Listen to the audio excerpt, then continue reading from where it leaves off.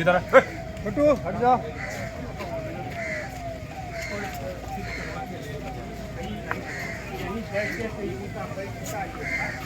अपना एक्सपीरियंस सुनाते थे कि देखो भाई अब जो है हल बैल नहीं चलेगा, मशीन से होगी 50 ए शंभू जी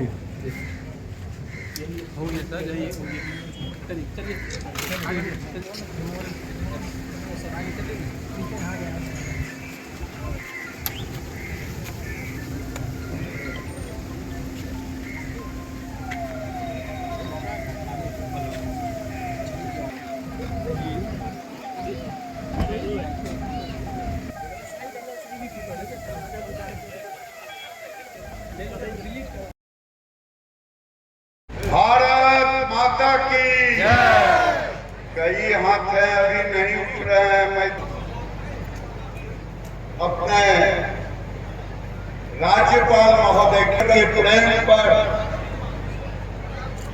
और मेरे आग्रह पर किसानों की कमी थी और आज की समस्या पर गौर किसानों की किस्मत को खेतों में बहते देखा, क्या अनायास जल में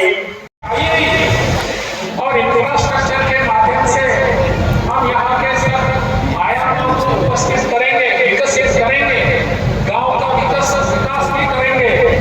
लेकिन दिनकर जी जिस काम के लिए जाने जाते हैं वह उनका काव्य, वो उनका लेखन, वो उनका साहित्य घर घर में होना चाहिए। अच्छी बात है। मैं जब आ रहा था तो मैंने देखा दीवारों पर राष्ट्रकवि दिनकर जी की कविताओं की पंक्तियों का उल्लेख है। बहुत ही अच्छा प्रयास है। पता नहीं किसने किया, लेकिन जिन्होंने किया है उनको मैं बहुत ही धन्यवाद देता हूँ। राष्ट्रकवि कवि के दिनकर जी की कविताओं की पंक्तियां, दो पंक्तियां बहुत सारे घरों पर, दीवारों पर मैंने देखी। हर घर ऐसा होना चाहिए जो दिनकर के नाम से जलना चाहिए। और दिनकर जी का व्यक्तित्व ही ऐसा था। उन्होंने समाज के हर लोगों को आह्वान किया, समाज के हर व्यक्ति को उन्होंने संदेश दिया है, राष्ट्रभक्ति से बढ़कर कुछ नहीं होता, समाज की सेवा से बढ़कर और कुछ है ही नहीं। इसलिए समाज की सेवा करना, राष्ट्र की सेवा करना, राष्ट्र से प्रेम से हम भारित हो जाए, ऐसी उनकी आकांक्षा थी, ऐसा उनका विचार था। मुझे लगता है इस बात को हम सभी ध्यान में रखेंगे। दिनकर जी की वो एक, जैसे कि मैंने कहा कि गिरिराज जी कह रहे थे कि वो भविष्यवेत्ता थे या नहीं। मैंने उनकी कुछ कविता पढ़ी थी। उस कविता में वो आज की अपने देश की राजनीति जो है उसके बारे में भाष्य कर रहे हैं, टिप्पणी कर रहे हैं। पता नहीं उनको ये सब मालूम था या नहीं, होने वाला है या नहीं।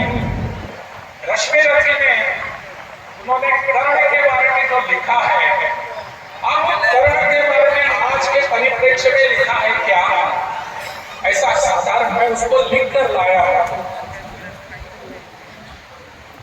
वहां कर्ण की जाति पूछी जाती है।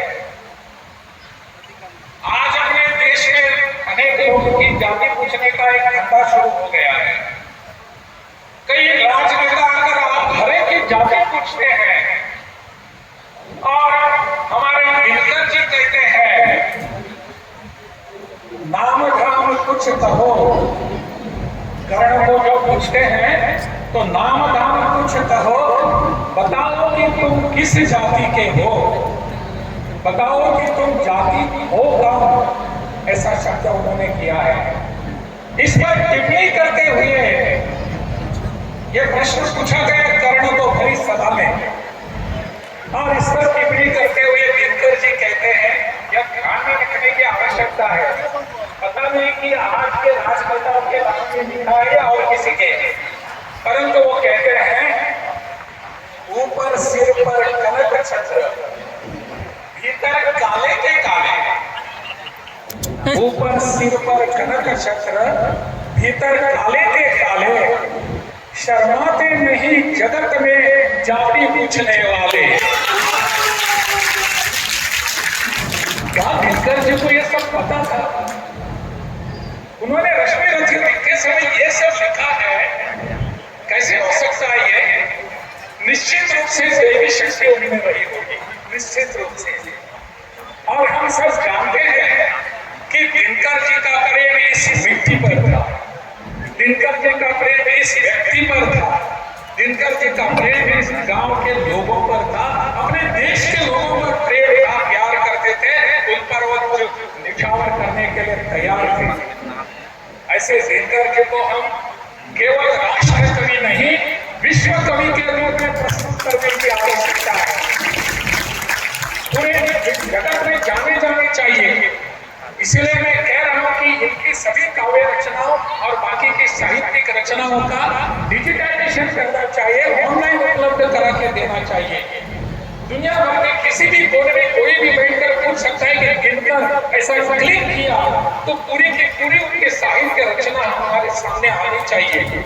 डीएम साहब, आप इस पर निश्चित रूप से विचार करिए।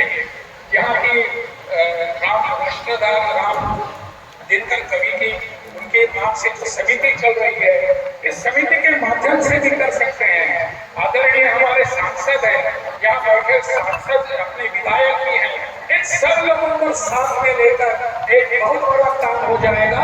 तो पूरे विश्व भर में हमारे दिनकर जी जो सिमरिया गांव के हैं वो विश्व के कवि बन जाएंगे। ऐसा कुछ प्रयास हम सबको करने की आवश्यकता है।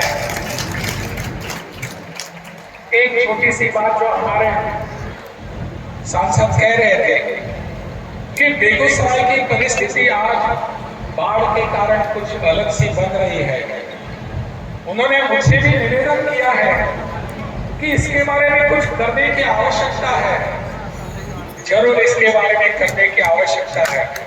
मैं डीएम साहब से कहूंगा कि इसके तुरंत रिपोर्ट बनवाकर वहां मंत्रालय को, गृह विभाग को भेज दीजिए। मैं स्वयं माननीय मुख्यमंत्री से बात करूंगा कि यहाँ की परिस्थिति समझकर उचित निर्णय त्वरित लेने की आवश्यकता है। वो करेंगे। आप इस समारोह को